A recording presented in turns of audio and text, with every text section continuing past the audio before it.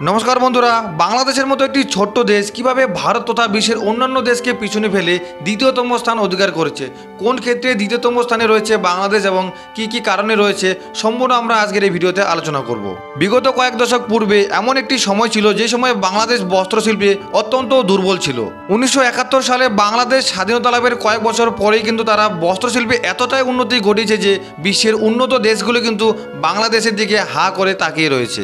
আপনি জানলে অবাক হবেন যে গোটা বিশ্বে যতটা পরিমাণে বস্ত্র রপ্তানি করা হয় তার 60% আসে কিন্তু বাংলাদেশ থেকে। তো চলুন বন্ধুরা, বাংলাদেশের এই উন্নতির একটি অন্যতম কারণ সম্পর্কে জেনে নেই। তার আগে আপনাদের জানতে হবে বন্ধুরা, বস্ত্র তৈরি হয় সুতো দিয়ে, আর এই সুতো হয় দু ধরনের, একটি ন্যাচারাল এবং অপরটি হলো ম্যানমেড।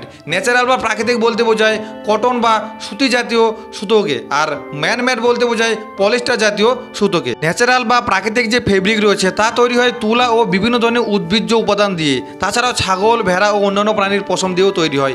এই যে ন্যাচারাল ফেব্রিক থেকে যে বস্ত্র তৈরি হয় তা কিন্তু আমাদের শরীরের জন্য অত্যন্ত আরামদায়ক। অপরদিকে ম্যানমেড ফেব্রিক বা মনুষ্য সৃষ্ট এই সুতোগুলি তৈরি হয় বিভিন্ন ধরনের জ্বালানি, যেমন কয়লা ও পেট্রোলিয়াম এবং বিভিন্ন ধরনের রাসায়নিক পদার্থ থেকে, যার ফলে এই সুতো থেকে তৈরি বস্ত্রগুলি আমরা বেশিক্ষণ পরে থাকি তাহলে কিন্তু অনেকে দেখবেন যে ত্বকে জ্বালা হয় এবং বিভিন্ন ধরনের অসুবিধার সৃষ্টি হয়। তবে এই ম্যানমেড ফেব্রিক থেকে তৈরি যে বস্ত্রগুলি রয়েছে তা কিন্তু ন্যাচারাল ফেব্রিক দিয়ে তৈরি বস্ত্রের তুলনায় দীর্ঘদিন টেকসই হয়। 1971 সালে বাংলাদেশ স্বাধীনতা লাভের প্রায় 10 বছর পর মানে 1980 দশকে গোটা বিশ্বে এই ম্যানমেড ফেব্রিক বা মনুষ্য সৃষ্ট সুতোর চাহিদা কিন্তু দ্বিগুণ হারে বেড়ে যায়, আর এই সুযোগকে কাজে লাগায় বাংলাদেশ।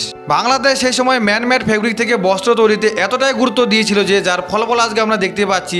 চীনের পরে দ্বিতীয় বৃহত্তম বস্ত্র রপ্তানিকারক দেশ হিসেবে রয়েছে বাংলাদেশ। বাংলাদেশের এই ম্যানমেড ফেব্রিক বা মনুষ্য সৃষ্ট সুতো তৈরির যে উপাদান বা র মেটেরিয়াল তার বেশিরভাগই কিন্তু ভারত থেকে যায়। যেই সময় থেকে বাংলাদেশ তাদের ম্যানমেড ফেব্রিক বা মনুষ্য সৃষ্ট সুতো তৈরির উপাদানগুলি ভারত থেকে সংগ্রহ করতে শুরু করে, ঠিক সেই সময় থেকে কিন্তু ভারতের বস্ত্রশিল্প ধীরে ধীরে পিছোতে শুরু করে। তাছাড়াও আরও একটি অন্যতম কারণ হলো ফ্রি ট্রেড এগ্রিমেন্ট বা মুক্ত বাণিজ্য চুক্তি। এই চুক্তি অনুযায়ী বাংলাদেশ বিশ্বের যে উন্নত দেশগুলি রয়েছে সেগুলিতে বিনা শুল্কে তাদের বস্ত্র রপ্তানি করতে পারে, যার ফলে এই রপ্তানি থেকে যে মুনাফা তা কিন্তু সমস্তটাই বাংলাদেশের হাতে এসে থাকে। এই ফ্রি ট্রেড এগ্রিমেন্ট অনুযায়ী বাংলাদেশ ভারতেও কিন্তু তাদের বস্ত্র বিনা শুল্কে রপ্তানি করে বছরের পর বছর বিলিয়নস অফ ডলার কিন্তু তারা অর্থ উপার্জন করছে। সাম্প্রতিক ক্রিকেট বিশ্বকাপে ভারতের পরাজয়ে বাংলাদেশবাসীর প্রতিক্রিয়া দেখে ভারত সরকার অত্যন্ত ক্ষুব্ধ হয়ে বাংলাদেশের যে মূল মেরুদণ্ড মানে বাংলাদেশের অর্থনীতির যে মূল মেরুদণ্ড এই বস্ত্রশিল্প তা কিন্তু ভাঙার কাজ শুরু করে দিয়েছে। এখন অনেকেই ভাবতে পারেন যে তাহলে বাংলাদেশ থেকে যে পরিমাণে বস্ত্র ভারতে আসছে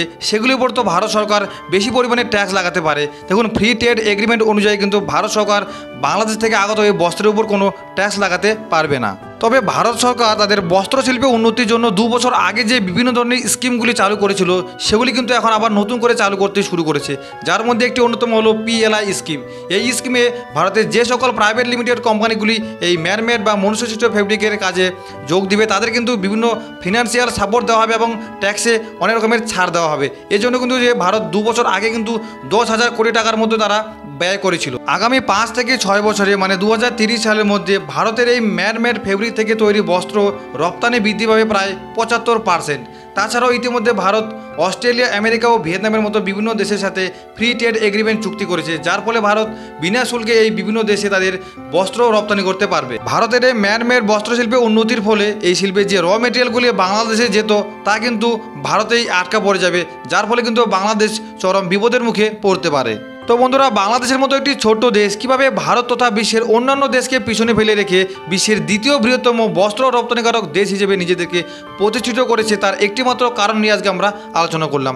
আপনাদের কেমন লাগলো অবশ্যই কমেন্টে লিখে জানাবেন, আর আপনি কোন দেশ থেকে ভিডিওটি দেখছেন সেটি অবশ্যই কমেন্টে লিখবেন। ভিডিওটি যদি ভালো লেগে থাকে তো ভিডিওতে একটি লাইক দিয়ে চ্যানেলটিকে সাবস্ক্রাইব করে পাশের বেল আইকনটিকেও প্রেস করে দেবেন এরকম নতুন নতুন ভিডিও দেখার জন্য। দেখা হচ্ছে পরের ভিডিওতে, তখন ভালো থাকবেন, সুস্থ থাকবেন, ধন্যবাদ।